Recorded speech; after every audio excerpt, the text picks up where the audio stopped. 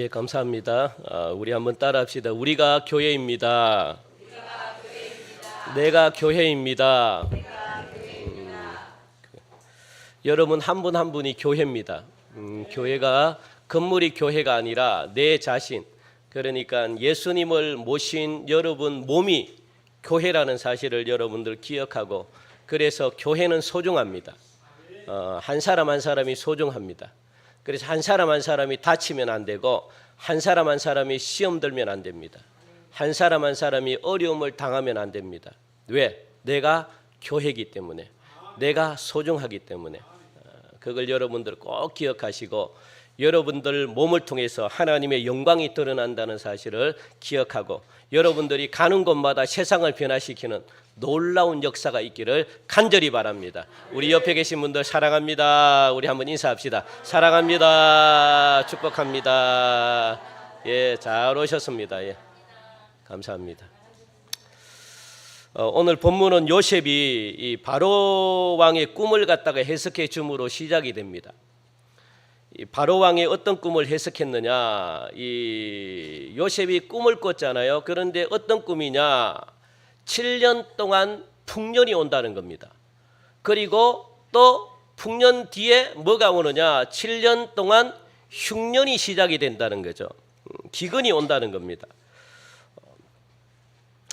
그러니까 이게 7년 흉년이 시작이 될 때, 이 흉년이 애굽에만 흉년이 온 것이 아니라 그 애굽 주변에 있는 모든 나라들도 함께 흉년에 휩싸이는 거예요. 기근이 찾아왔다는 겁니다. 한마디로 말하면 그 주변에 있는 전 세계가 기근이 왔다고 해도 될 정도로 그렇게 기근이 심할 때 7년 동안이나 기근이 일어난 거죠. 그러다 보니까 이 각 나라들마다 먹을 게 있겠습니까? 없겠습니까? 먹을 게 없습니다. 7년 동안 흉년이 있으면 그야말로 힘든 시절을 보내는 거죠. 그런데 들리는 소문에 의하면 애굽에는 국무총리인 이 요셉이 있어가지고, 이 요셉이라는 이 사람으로 말미암아 양식을 갖다가 어마어마하게 저장을 해놨더라, 이런 소문이 막 돌기 시작합니다.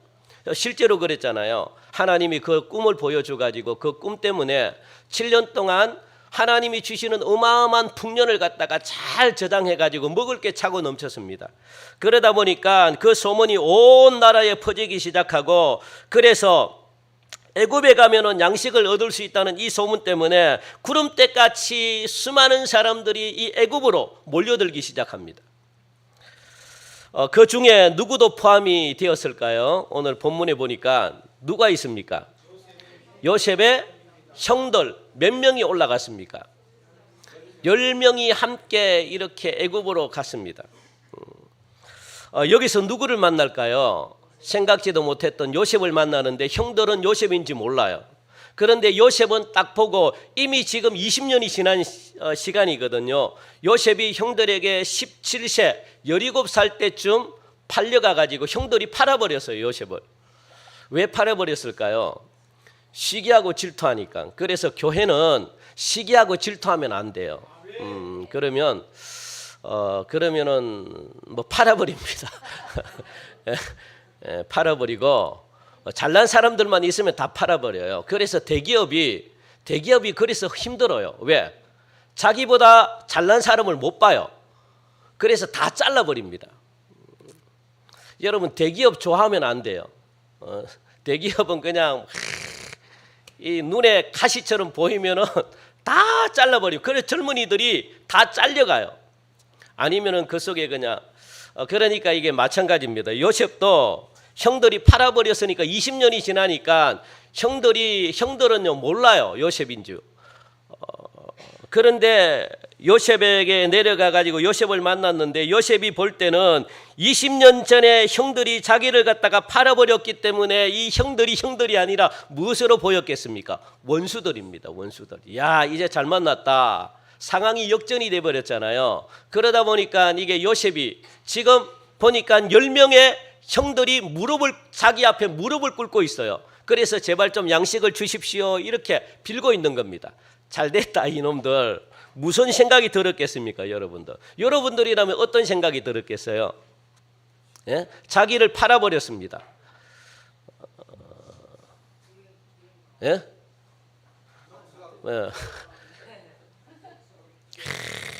그렇죠. 엄청난 그냥 여러분 하는 말이 다 맞습니다.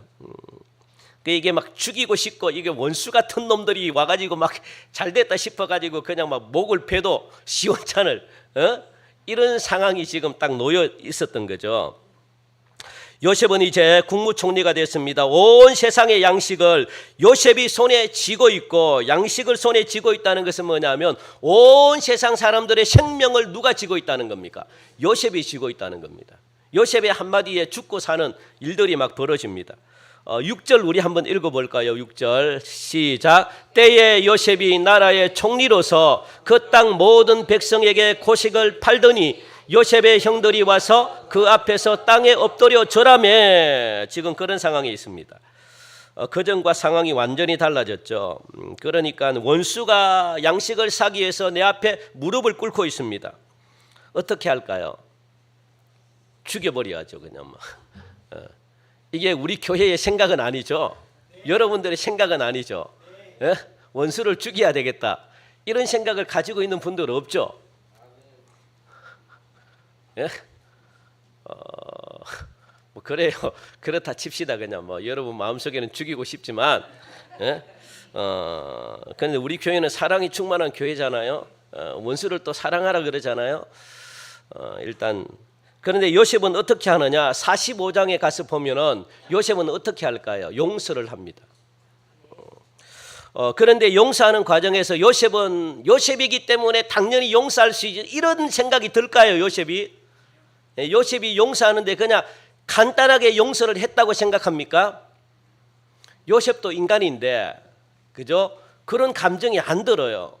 보면은 죽이고 싶고 원수 같은 이 사람이라고 생각하고 싶고 얼마나 이를 갖다가 부득부득 가르쳤습니까? 저와 여러분들이 가지고 있는 생각과 똑같은 생각을 가지고 있어요.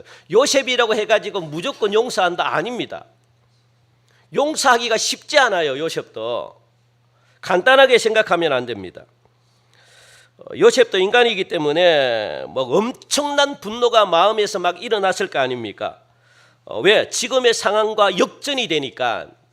나는 총리고 자기들은 나에게 무릎을 꿇고 있는 상태인데 얼마나 좋은 기회입니까?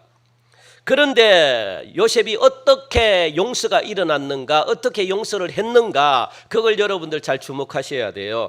우리 9절 여러분들 뼈저리게 가슴에 새기기 바랍니다. 9절 읽읍시다. 시작. 요셉이 그들에게 대하여 꾼 꿈을 생각하고, 거기까지 읽읍시다. 어떻게 요셉이 용서가 이루어졌을까요? 무엇 때문에?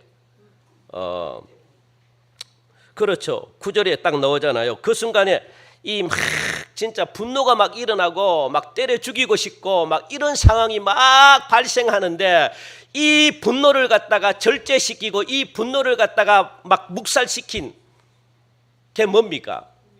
요셉이 그들에게 대하여 무엇을 꿈을 생각했다라고 말합니다. 꿈이 생각난 거예요. 언제 저게 꾸었던 꿈이 생각납니까? 언제?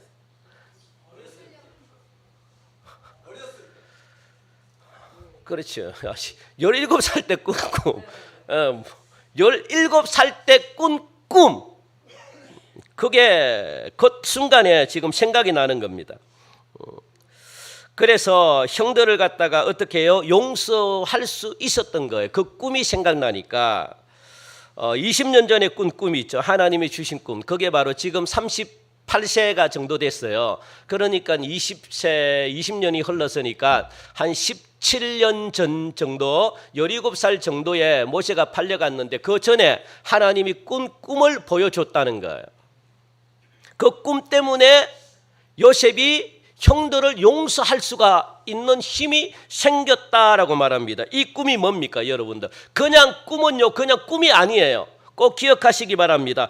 여기서 말하는 이 꿈이라는 것은 무엇을 말하느냐? 말씀을 말하거든요. 말씀. 하나님이 무엇을 주셨다는 겁니까? 말씀을 주셨다는 거예요. 말씀. 그냥 요셉이 꿈쟁이가 아닙니다. 꿈만 꾸고 그냥 막 꿈을 해석하고 이런 어떤 이 몽상가 꿈을 꾸고 이런 사람이 아니에요. 무엇을 꿈을 꿨다는 것은 무엇을 주셨다는 겁니까? 하나님께서 요셉에게 말씀을 주었다는 겁니다. 그러니까 꿈의 사람이 아니라 무엇의 사람입니까? 말씀의 사람이라는 거예요. 누가? 요셉이. 여러분들 그래서 그때 받았던 하나님의 말씀이 생각이 난 거예요. 성령께서 생각을 나게 했습니다. 이런 날이 있을 것이라고 20년 전에 하나님이 꿈으로 나타나 가지고 말씀을 주셨다는 거예요. 분명히 20년 후에 이런 일들이 있을 것이야. 그래서 이런 일 때문에 내가 너를 갖다가 이렇게 준비를 시킨 거야. 이런 겁니다. 그 말씀이 생각나서 용서를 해줬다는 거예요. 그렇다면 여태까지 형님들이 나를 팔아먹고 여태까지 형님들이 나를 갖다가 어떻게 그냥 못살게 굴은 것도 무엇 때문입니까? 그렇죠. 말씀을 이루려고 이때를 위해서 하나님이 준비를 하셨다는 거예요. 이때가 언제입니까? 흉년 이때를 하나님이 20년 후를 하나님이 바라보시는 거예요.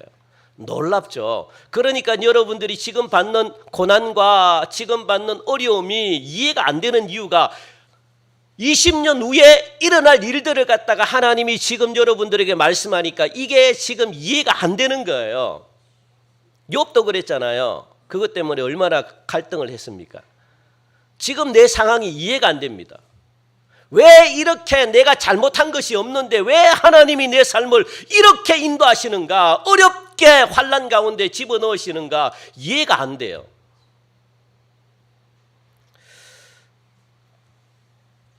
하나님이 이 말씀을 오늘날 이런 상황에서 하나님이 이 현실을 이루기 위해서 허락하신 거구나. 어찌 보면 하나님의 능력으로 여러분들 형들의 강박한 마음 있잖아요. 이걸 하나님이 막아줄 수도 있어요. 하나님이면 충분히 못 팔게 하나님이 막아줄 수 있습니다. 요셉이 팔려가지 않을 수 있었지만 하나님이 그렇게 하지 않으신 것은 뭐 때문에 그렇습니까? 요 때를 위해서 20년 후를 위해서 하나님이 그렇게 준비하셨다는 거예요. 와, 이게 놀랍잖아요. 그죠?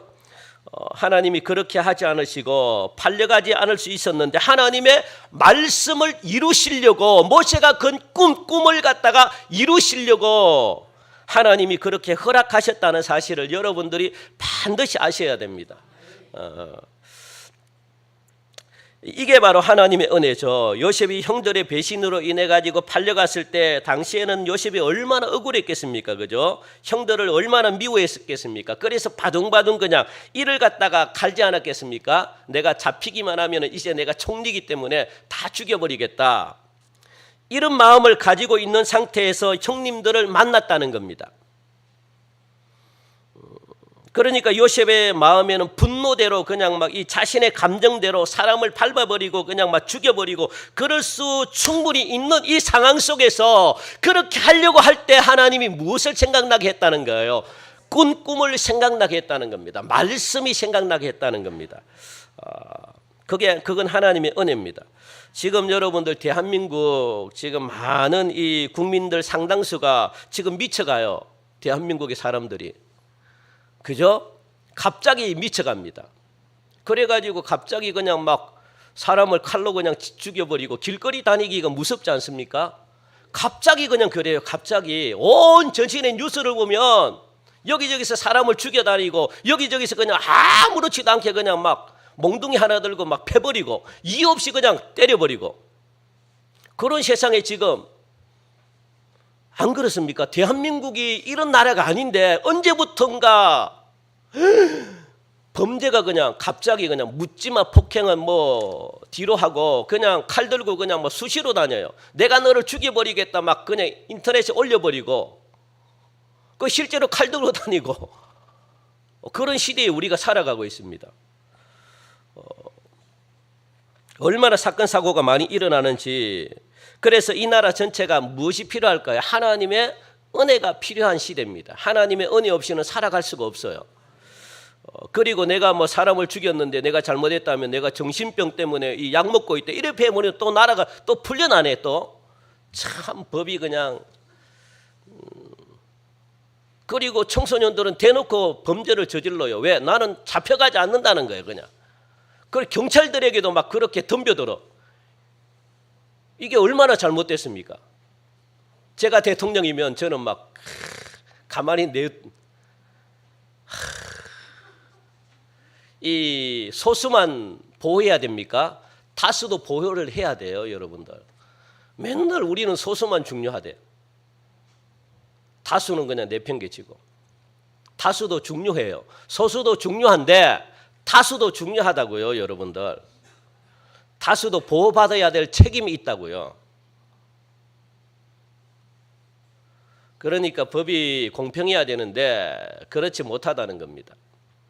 그러니까 이 나라가 어떻게 하나님의 은혜가 필요한 나라예요. 정말로 요즘 시대에는 왜 서로가 막 분노가 일어나고 이런 미움의 감정이 일어날 때 하나님께서 무엇을 생각해야 될까요? 나에게 주신 말씀을 여러분들이 생각해내셔야 돼요. 말씀. 그런데 말씀을 못 받았습니다. 그래서 어떤 말씀? 우리가 송구 영신 예배 때 주신 말씀들이 있잖아요. 신방 갈 때 주신 말씀들이 있잖아요. 그리고 또 예배 시간에 내 속에 딱 꼽혀가지고 주신 말씀들이 있잖아요.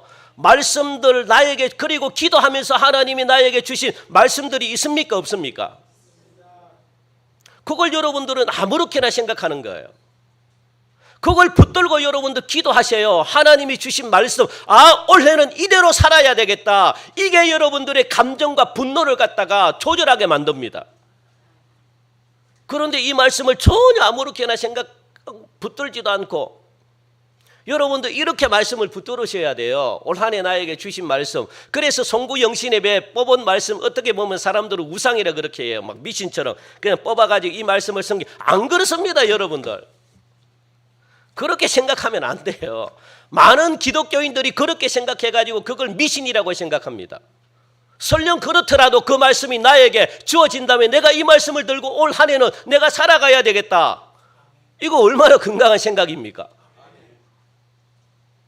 그리고 신방 때 받은 여러분들 가정에 주신 말씀들이 있잖아요. 그 말씀을 붙들고 기도하는 겁니다. 왜? 그 말씀이 막아주거든요. 여러분들의 감정을 조절해 주거든요. 요셉도 20년 전에 하나님께서 주신 말씀을 생각해냈습니다. 그리고 그 말씀을 이루기 위해서 이 모든 일이 있어 왔구나. 하나님께서 생각나게 하셨다는 거예요.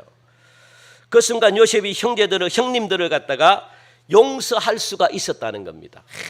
왜? 하나님의 계획이라고 생각하니까, 하나님의 뜻이라고 생각하니까, 하나님이 이렇게 하셨다고 생각하니까, 하나님이 이루시려고 나를 갖다가 그렇게 종의 노예로 팔아버렸다고 그렇게 하나님이 말씀해 주시니까 그게 용서가 되는 겁니다. 왜? 하나님이 하셨다고 하니까. 요셉은 믿음의 사람이잖아요. 하나님이 하셨다고 하니까 용서가 안 되겠습니까?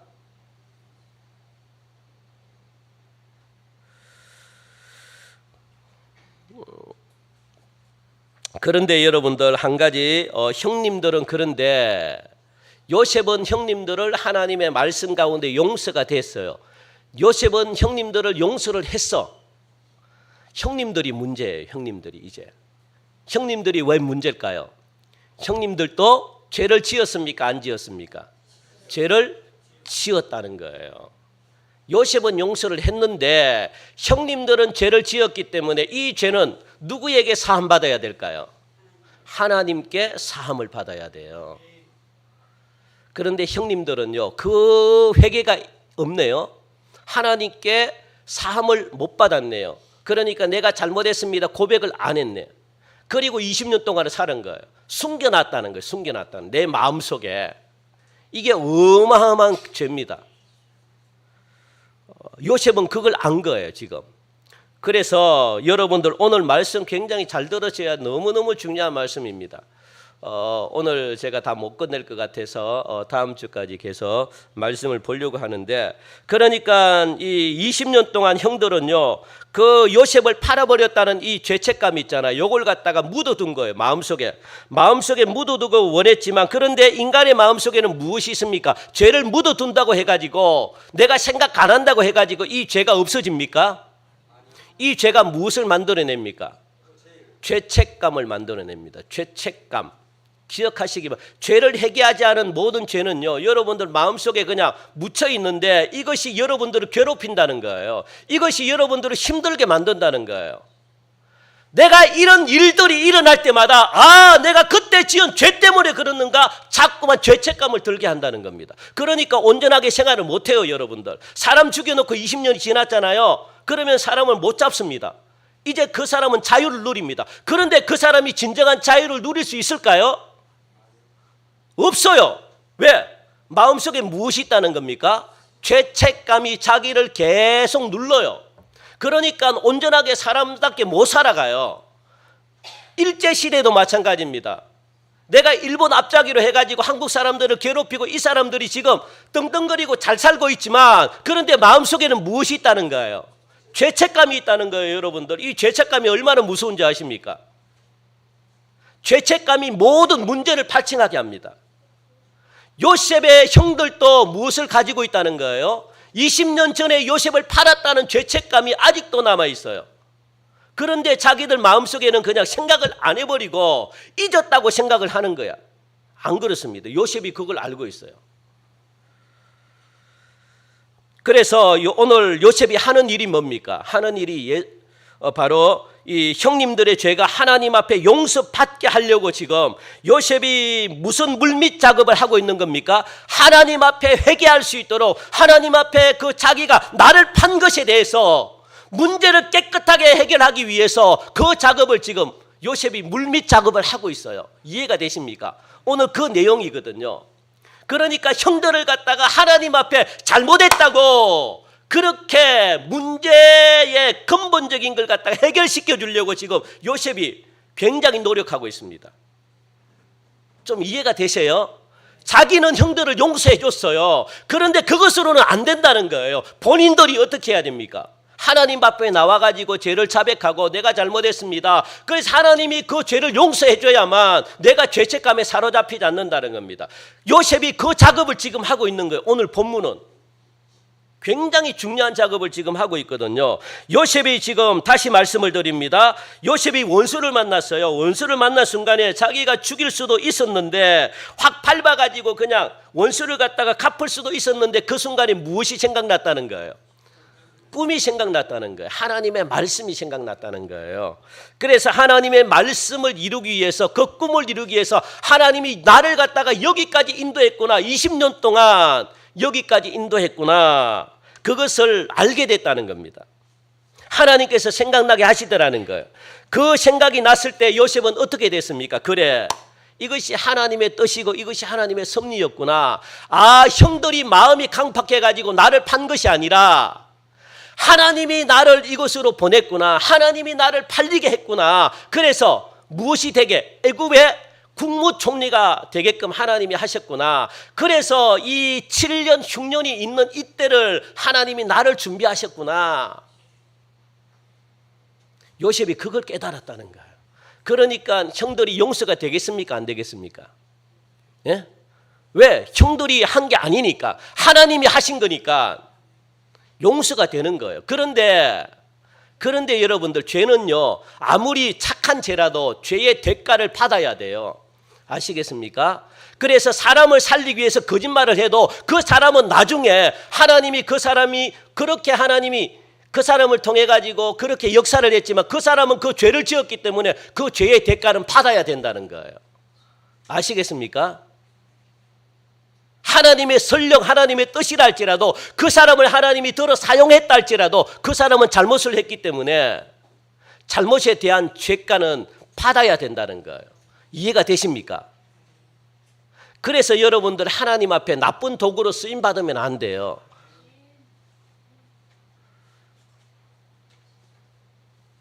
형들도 마찬가지입니다. 하나님이 비록 형들을 통해 가지고 이렇게 형들을 사용했지만 형들 또한 마음이 강팍해 가지고 요셉을 팔아버린 장본인들이잖아요. 자기의 그 죄는 대가를 받아야 되는 거예요. 그러니까 요셉은요, 하나님 앞에 회개하기를 원했다는 거예요. 하나님 앞에 이 죄를 갖다가 용서받기를 원했다는 거예요. 왜? 자기들이 지은 죄니까. 그 죄의 대가, 그걸 용서받지 못하면 평생 마음에 무엇을 가지고 삽니까? 요셉의 이야기를 못해요. 요셉이 이야기할 때마다 무엇이 막 일어납니까? 죄책감이 일어나가지고 온전히 살지 못해요. 제정신이 아닙니다. 그래서 맨날 술을 마셔야 되고 맨날 놀러 다녀야 되고 그걸 잊기 위해서 얼마나 그냥 마약도 해야 되고 막 이렇게 되는 거예요. 자, 그래서 이걸 갖다가 요셉이 지금 도와주고 있는 내용이 오늘 본문의 말씀이라고요. 하나님께 나아가가지고 하나님 앞에 용서받을 수 있게끔 요셉이 지금 도와주고 있다는 거예요. 형들을. 이것이 오늘 본문입니다. 여러분들 그렇다면 요셉은 누구의 모형일까요? 요셉이 하는 역할이 뭡니까? 지금 하는 일이 뭡니까? 형들을 어떻게 하는 거예요? 그렇죠. 하나님께로 데리고 나와가지고 죄를 회개시키는 역할을 지금 요셉이 하고 있다는 거예요. 그러면 누가 생각납니까? 예수님의 모형이라는 거예요. 예수님의 모형. 예수님이 그런 일들을 했잖아요. 예수님은 누가 죽였습니까? 예? 예? 구체적으로 이야기합시다. 구체적으로 누가 죽였습니까?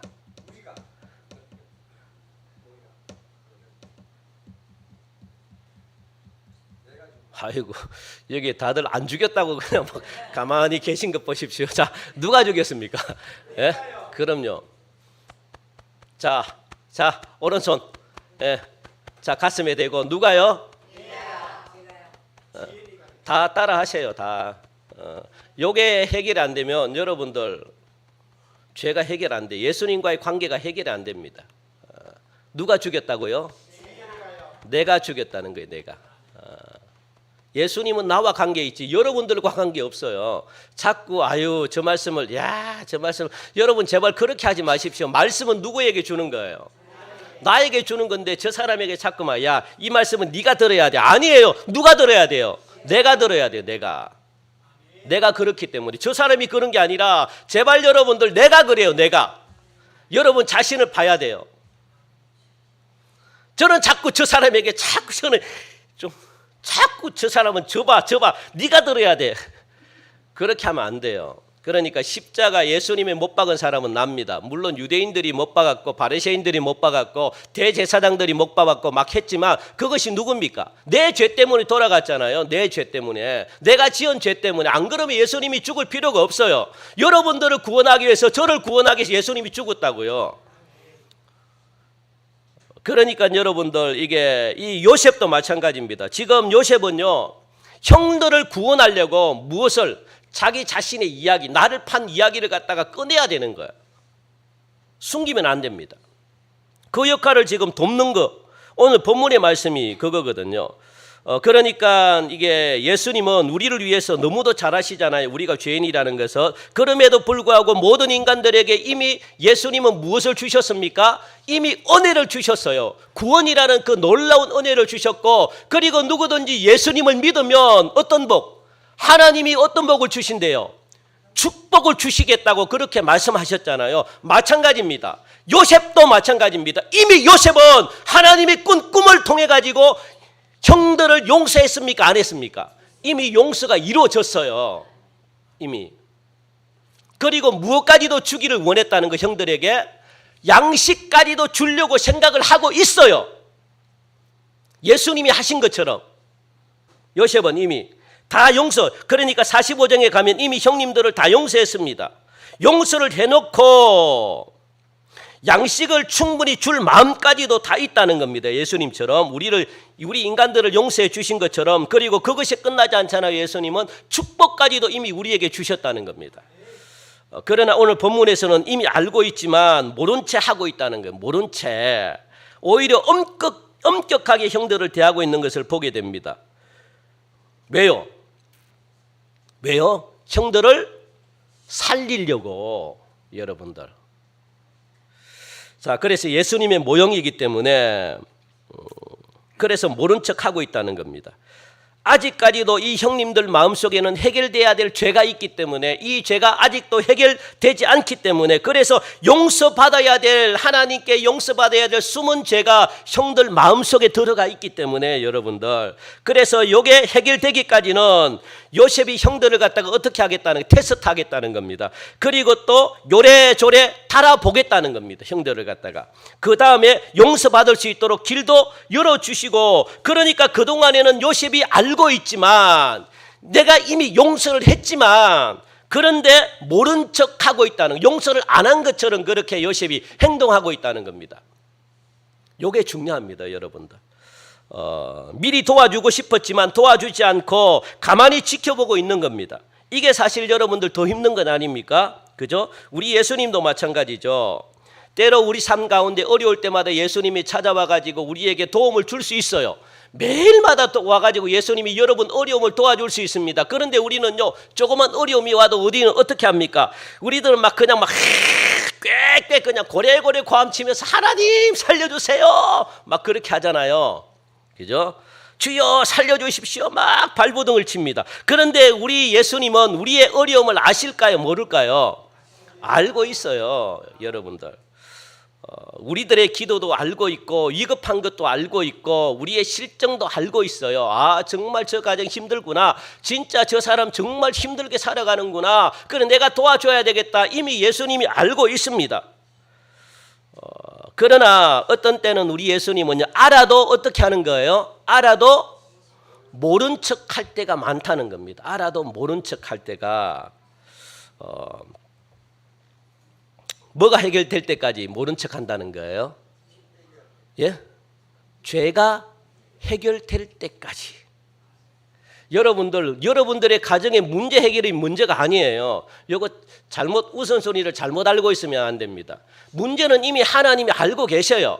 여러분 가정에 어떤 문제, 어떤 아픈 게 있는지 하나님이 아신다고요. 그런데 그렇게 발부둥 치고도 하나님이 아무런 응답이 없다라고 하면 여러분들이 뭔가 놓치는 게 있습니다. 그게 뭡니까?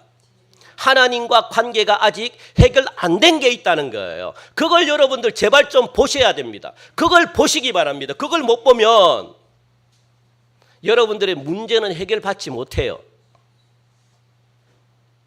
하나님은 문제가 병을 고쳐주는 게 먼저가 아닙니다. 하나님은 여러분들에게 물질 주는 게 먼저가 아니라고요. 무엇이 문제입니까?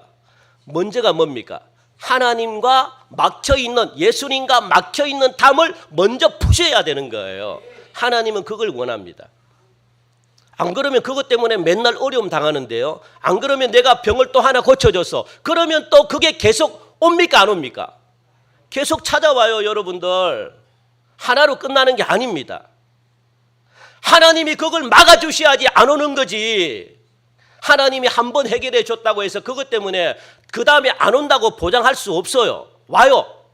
그게 근본적인 문제가 아니라는 거예요. 하나님은 그걸 중요하게 생각하지 않습니다. 무엇이? 여러분들이 가지고 있는 죄 문제가 먼저 중요하다는 거예요. 그래서 오늘 여기 보니까 요셉이 그 일을 지금 하고 있다는 거예요. 요셉이 그 작업을 하고 있다는 겁니다. 한 번 도와주는 것으로 안 된다는 거예요. 계속 여러분들 도와달라고 하는데 스스로 볼 수 있는 힘이 생겨야죠. 그 모른 척 하고 있다는 겁니다. 오늘 이 본문을 통해 가지고 요셉이 어떻게 자기 형님들을 갖다가 용서받도록 하나님 앞에 죄가 용서받도록 이끌어가는지를 보셔야 돼요. 요셉이 어떻게 이끌어가는지. 예수 그리스도께서 우리를 어떻게 대우하는지를 한번 좀 살펴보자는 겁니다. 그래서 우리 7절 한번 읽어볼까요? 7절 시작. 요셉이 보고 형들인 줄 아나 모른 채 하고 엄한 소리로 그들에게 말하여 이르되 너희가 어디서 왔느냐? 그들이 이르되 곡물을 사려고 가나안에서 왔나이다.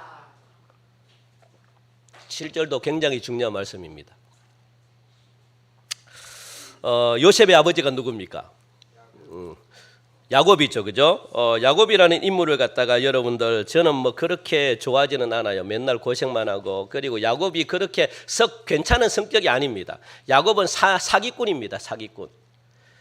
굉장히 비열한 인간입니다. 누가? 야곱이. 그러니까 약탈자입니다. 막 빼앗는 자가 누굽니까? 야곱입니다. 그러니까 야곱은요, 머리가 비상해가지고 머리를 핑핑 돌리는 사람이거든. 별로 저하고는 그렇게 뭐 제가 좋아하는 성격은 아니에요.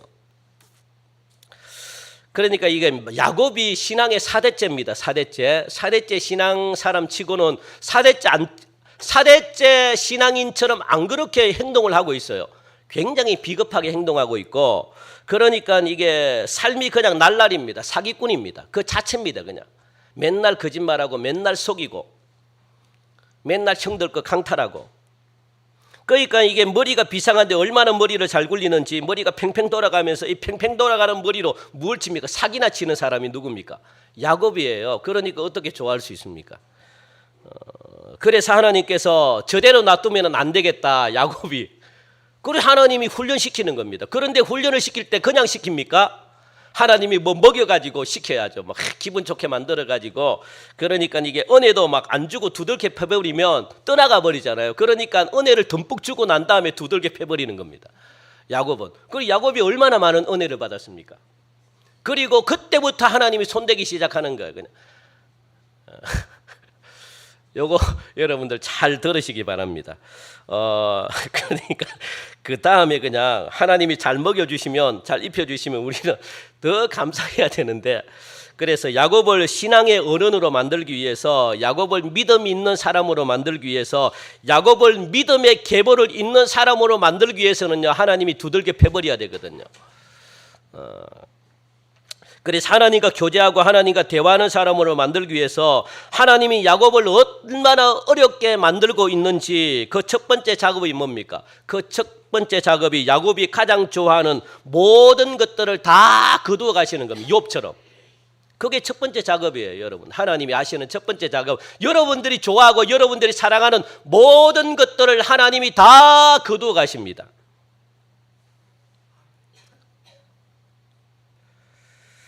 야곱이 제일 좋아했던 게 누굽니까? 라헬, 자기 아내 라헬을 좋아했거든. 그런데 라헬도 하나님이 거두어 가셨어요. 그리고 또 그 다음에 라헬이 이 야곱이 좋아했던 사람이 누굽니까? 12명 아들 중에서 장자 누굽니까? 르우벤을 좋아했다고. 르우벤 첫아들이잖아요. 르우벤이 첫아들 좋아했는데 첫아들이 어떻게 됐습니까? 자기 첩이라 그래야 되나요? 첩 누굽니까? 빌하라는 첩을 갖다가 어떻게 해요? 강간을 해버렸습니다. 그것도 야곱의 아버지 이 침상에서. 그걸 야곱이 본 거예요. 자기가 그렇게 믿었던 가장 장자가 자기의 첩의 아내인 이 빌하를 갖다가 어떻게 해요? 자기 침상에서 욕을 보였네요. 그 장면을 누가 봤습니까? 야곱이 봤다고요. 얼마나 무너지겠습니까? 자기가 그토록 믿었던 장남이 이런 일들을 했으니까 그에 대한 믿음이 완전히 무너져 버렸죠. 그래서 이 르우벤을 장자의 자리에서 저주하고 물리쳤다는 거예요, 야곱이. 그리고 나서 두 번째 르우벤, 시몬, 레위, 그죠? 두 번째, 세 번째 아들 시몬과 레위인데, 이 시몬과 레위를 갖다가 또 막 이 야곱이 팔아봤다는 거예요. 그런데 이 둘도 마찬가지입니다. 세겜에 있을 때 이 세겜 사람들을 갖다가 자기 혈기가 난다고 해가지고 세겜에 있는 사람들을 다 죽여버렸네, 그냥. 누가? 시몬과 레위가. 그리고 또 누가 있습니까? 유다가 있는데, 유다는요 정말 괜찮은 사람이에요. 그런데 이 유다한테 장자권을 갖다가 생각했는데 유다는 그냥 형제들을 떠나버렸습니다. 그 다음에는 뭐 여종의 자식들이고 또 첩의 자식들이기 때문에 뭐 어리벙벙해가지고 뭐 장자는 물려줄 생각을 못했고, 누구에게 기대를 걸었어요? 요셉에게 기대를 걸었습니다. 요셉을 얼마나 사랑했는지 모릅니다. 그런데 요셉이 죽었다는 소식을 들었네요. 심장이 무너지는 거죠. 그런데 죽지는 않았는데, 그죠? 그런데 자기 아들들이 죽었다고 하니까 죽었다고 믿고 있는 겁니다. 이제 야곱에게 있어가지고 하나님께서 주신 마지막 내 것이라고 생각한 게 뭡니까? 마지막 내 것. 요셉이 마지막으로 아낀 게 뭡니까?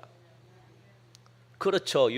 요셉의 동생 베냐민을 그렇게 애지중지하게 생각했던 거예요. 그래서 베냐민을 어떻게 해요? 형제들 지금 11명, 요셉은 죽었다고 생각하니까 11명이 있는데 그 11명 모두가 애굽에 가가지고 양식을 구해와야 되는데 야곱은 누구를 보내지 않았습니까? 베냐민은 보내지 않았다고요. 왜? 죽을까 봐. 그렇게 자기가 애지중지하고 아끼니까. 그래서 누구를 보냈다는 거예요? 10명의 아들들만 애굽으로 보냈다는 겁니다. 그 말씀이 우리 4절 있잖아요. 4절 같이 읽어볼까요? 4절 시작. 야곱이 요셉의 아우 베냐민은 그의 형들과 함께 보내지 아니하였으니 이는 그의 생각이 재난이 그에게 미칠까 두려워함이었더라. 그만큼 이게 야곱의 전부가 뭐냐? 베냐민입니다. 베냐민. 베냐민이 없어지면 야곱은 미칩니다. 그래서 베냐민은 절대로 보냈잖아요. 바로 왕이 와라고 해도 보낼 수가 없어요. 자기의 전부이기 때문에 얼마나 베냐민을 아꼈는지 아십니까? 그런데도 여러분들 잘 기억하시기 바랍니다. 야곱은 무슨 일이 있어도 베냐민만은 잃지 않겠다고 그렇게 생각해가지고 꼭 쥐고 있었는데, 그런데 하나님은 그렇게도 애지중지하게 쥐고 있는 이 베냐민마저도 하나님 앞에 내놔라 그렇게 말하는 거예요. 내놔라. 왜? 야곱이 요셉이 그렇게 만들었거든. 여러분들 오늘 성경 쭉 읽어보면은 10명의 형제들이 지금 요셉에게 죽게 생겼어요. 왜? 간첩으로 몰려가지고 지금. 그래서 누구를 요셉이 데리고 오라 그럽니까? 자기 동생. 요셉은요 베냐민을 보고 싶어요. 왜? 베냐민은 한 어머니 밑에 태어났기 때문에 자기 진짜 동생입니다. 친동생입니다. 그러니까 베냐민을 얼마나 보고 싶어 하겠어요. 베냐민을 데리고 오지 않으면 내가 너희들을 다 죽여버리겠다. 그래서 3일 동안 감옥에 가두잖아. 10명의 형제들을. 그래 가가지고 빨리 베냐민 데리고 와라. 그런데 가도 아버지인데 가도 죽어요. 왜냐하면 베냐민을 내놓겠습니까? 목숨보다 자기들보다 더 10명보다 더 중요하게 생각하는데 가도 죽고 안 가도 죽고 참 그 요셉이 이렇게 만들어 놔요 지금. 아시겠습니까? 구원받도록 그들이 구원받도록 자꾸만 유도한다는 겁니다. 그래서야 하나님은 여러분들 꼭 기억하시기 바랍니다. 야곱은 마지막 내 것인 베냐민을 내놓는 순간 하나님이 그제서야 하나님은 어떻게 생각을 하시는가? 아, 이제야 나를 바라보는구나. 이제야 나를 신뢰하는구나. 하나님이 그렇게 생각한다는 거예요. 여러분들을 가장 귀한 걸 쥐고 있고 나머지를 다 내놔도 가장 귀한 걸 쥐고 있다면 하나님이 어떻게 생각하겠습니까? 나를 믿지 못하는구나. 이렇게 생각해가지고 복을 안 줘요. 아시겠습니까? 하나님이 이게 확인이 돼야 돼요. 그러니까 나의 가장 귀한 것을 하나님께 드리는 겁니다. 그럴 때 무엇을? 아, 얘가 나를 진짜로 신뢰하는구나. 얘가 나를 진짜로 믿는구나. 이것보다 나를 더 좋아하게 하면 하나님이 너무너무 기뻐해가지고 그동안 잃어버렸던 것도 다 주시고 회복시켜 주실 뿐만 아니라 앞으로 생길 모든 축복도 하나님이 주신다는 거. 그게 확인이 안 되면 계속 어려움을 당합니다. 내 가정이 왜 이렇게 맨날 어려움이 당하지? 한번 생각하셔야 돼요. 내가 쥐고 있는 건 없는가? 내가 정말 목숨보다 더 귀하게 쥐고 있는 게 없는가? 그걸 내놓으셔야 돼요. 하나님이 내놓으라고 그래요. 그걸 쥐고 있는 한 여러분들 죄송합니다만 그렇게 많은 축복 못 받습니다. 오히려 어려움만 당해요. 왜? 그거 내놓으라고 자꾸만 하나님이 때리거든요. 그런데 안 내놓겠다고 버티면 여러분들이 맞아요. 그리고 나중에 다 맞고 그냥 그때서야 내놓거든요. 그러지 말고 지금 빨리 내놓으셔야 돼요. 지금 빨리. 좀 그게 지혜롭잖아요. 그러니까 여러분들 이게 확인이 되면 하나님은 지금까지 야곱이 잃어버렸던 모든 것들을 갑절의 은혜를 더해가지고 다시 야곱에게 돌려주겠다고 말씀하시거든요. 자식들도 다 돌려주고 양식도 다 돌려주고 복도 다 돌려주겠대요. 그래서 야곱이 이제 더 이상 복이 필요 없습니다. 너무 많은 복을 받아가지고 이제 필요 없습니다. 야곱이 그렇게 입에서 족하다라고 하면 하나님이 그때서야 거쳐주겠다라고 말씀하는 겁니다. 이게 얼마나 감개무량합니까? 하나님이 이제 복 더 이상 막 지겨워요. 너무 많이 받아가지고 이제는 족합니다. 라고 할 때까지 하나님이 여러분들 복을 주겠다는 겁니다. 이야, 멋지지 않습니까? 그런데 내가 사랑하는 걸 내놔야 돼요. 그게 온유할지라도 하나님이 내놔라면 내놔야 돼요.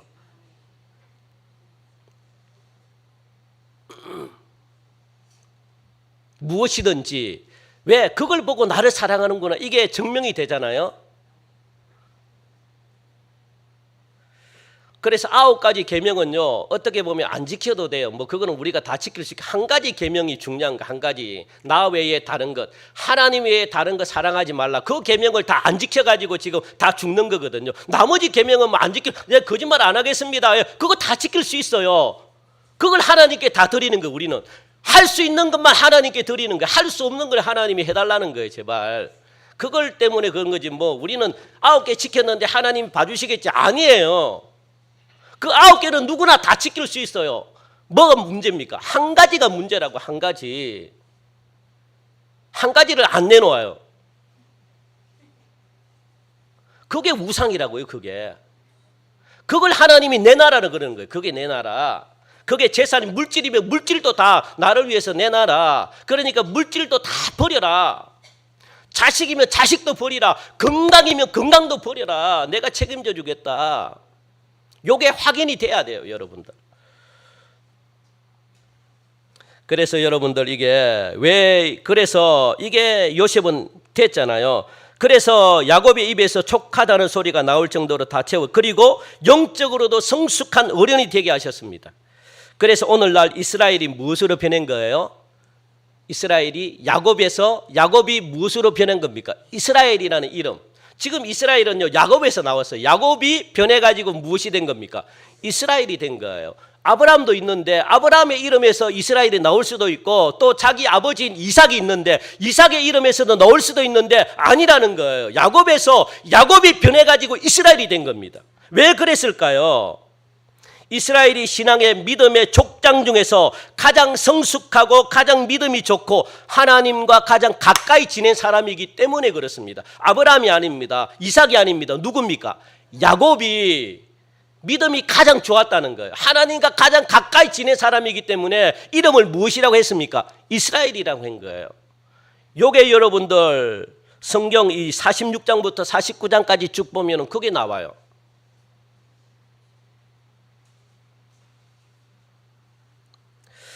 그래서 야곱이 이렇게 된 것은 고난 가운데 하나님이 집어넣어 가지고 훈련을 시켜 주었기 때문에 야곱이 잘나스가 아니라는 것 여러분들 꼭 그래서 우리들에게도 이런 것이 필요합니다.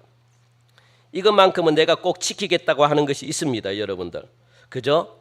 이것만큼은 내가 꼭 지키고 이것만큼은 내가 놓지 않겠다 하는 뭔가가 있어요. 여러분. 다 있습니다. 다. 한번 생각해 보십시오. 다 있어요. 하나님은 그걸 내놔라는 거예요. 그걸.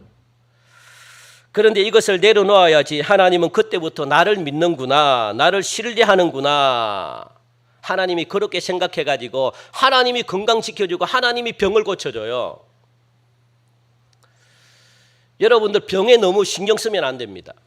그것도 내가 병을 붙들고 있는 거거든요. 내가 그러니까 그걸 갖다가 내가 어떻게 해요? 내가 그걸 붙들고 있다. 하나님은 그걸 놓기를 원해요.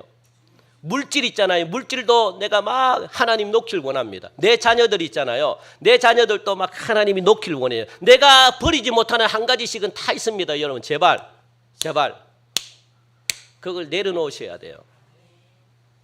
하나님 지금 요셉이 그 작업을 하고 있거든요. 형들에게. 그래서 무엇합니까? 형들인 줄을 아나 모른 척 했더라. 왜?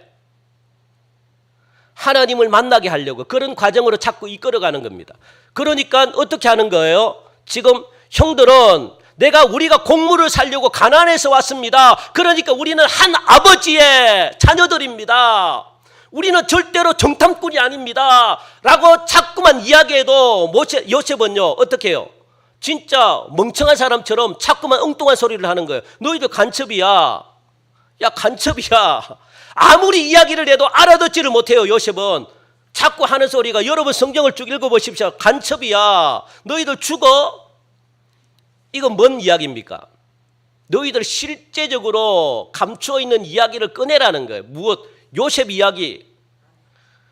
말을 어떻게 했느냐? 왜? 12명이라고 그러면서 그러니까 여러분 어떻게 이야기합니까?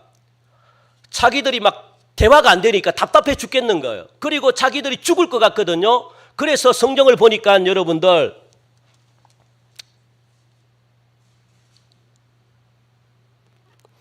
우리 12절 우리 같이 읽읍시다. 11절 12절 시작. 우리는 다 한 사람의 아들들로서 확신한 자들이니 당신의 종들은 정탐꾼이 아니니이다. 12절 요셉이 그들에게 이르되 아니라 너희가 이 나라의 틈을 엿보러 왔느니라. 13절 그들이 이르되 당신의 종 우리들은 12 형제로서 가나안 땅 한 사람의 아들들이라. 막내 아들은 오늘 아버지와 함께 있고 또 하나는 없어졌나이다. 자기가 살기 위해서 어떻게 이야기를 점점 깊이 들어갑니다. 자기가 살아야 되니까. 요셉이 그걸 자꾸 이끄는 거예요. 그러면 좋다. 한 명은 그러면 있다 치자. 한 명은 또 없어진 데는 누구냐? 그런데요, 목숨이 자기들은 이게 자기가 죽는 한이 있더라도 말하지 못하는 게 있습니다. 뭡니까? 요셉에 대한 이야기는 절대 말해서는 안 됩니다. 무덤까지 가지고 들어가야 되는 거거든요. 왜? 자기 가슴에 묻어놨으니까. 아버지도 모르는 이야기니까. 그런데 요셉은 그걸 꺼내기를 원합니다. 그래야지 하나님과 문제가 해결이 되거든요. 자, 그거는 다음 주 합시다. 예.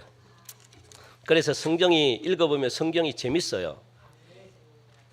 그래서 우리가 9월 달부터 이제 여러분들 성경 이제 여러분들이 성경 쓰기 하고 성경이 좀 어느 정도 이해가 된다고 하니까 이제부터는 우리 교회도 성경 공부를 해도 되겠다라는 생각이 듭니다. 그래서 제가 제자 훈련 13주 하고 그리고 또 성경이 읽어지네 그걸 진행하려고 합니다. 여러분들 뭐 성경이 읽어지네 그 하면 성경 전체가 보여요. 그런데 우리가 읽었던 성경이 읽어지네 그 교재로 하는 것이 교재가 따로 있어요. 하는 게 여러분들이 보는 교재가 따로 있습니다. 노랗게 돼가지고 지금 우리가 보는 그 교재가 아니라 그 교재는 그냥 참고하는 거고 그래서 그걸 갖다가 하면은 성경이 성경이 이거구나 여러분들이 어느 정도 알 것 같아요. 그래서 이제 주일날 식사하고 우리가 성경이 읽어지네 그거는 한 13주 정도면 하면 될 것 같아요. 13주 좀 길죠. 13주 같으면 그거 왜냐면 150만 원짜리입니다. 교육이. 그 목회자가 하잖아요. 지도자 이 자격 얻으려 그러면 목회자 2년 걸립니다. 그래서 함부로 못 해요. 그런데 이게 13주 정도 하면은 이게 여러분 들어와요. 이 무슨 성경인지 이게 착착 들어오기 때문에 그리고 또 여러분들이 알아야 될 성경 공부 우리가 그거 하면은 우리 교회가 말씀으로 든든히 세워질 것 같고 그리고 중간중간 전도 훈련도 하고 중보기도 학교도 하고 그렇게 하다 보면 우리 교회가 이제 말씀으로 체계적으로 그리고 세가족 교육도 하고 그렇게 쭉 진행이 되면은 우리 교회가 말씀으로 단단히 세워집니다. 자, 한 가지 우리가 여러분들 죄를 회개하지 않으면 우리 마음에 죄책감이 없어지지 않습니다. 이 죄가 50년이 지난다 할지라도 이 죄책감이 우리를 여전히 괴롭혀요. 요것 때문에 여러분들 괴롭거든. 요것 때문에 문제가 계속 일어나거든요. 그러면 아무것도 할 수가 없는데 무슨 일만 발생이 되면은 그때 내가 지은 죄 때문에 그렇다 이렇게 자책하게 돼요. 그런데 그게 사실이거든요.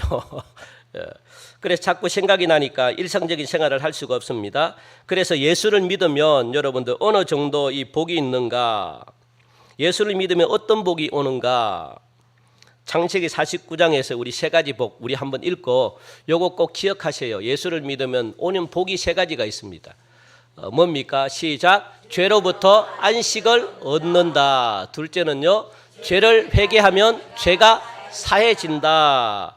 그리고 죄가 사함받았다는 증거가 뭡니까? 내 속에 죄책감이 없어지고 그때부터 무엇이 찾아옵니까? 그렇죠. 자유, 평안이 찾아오는 거예요. 여러분들 죄를 회개했는데 자꾸 죄가 생각나잖아요. 그건 죄가 해결 안 됐다는 거예요.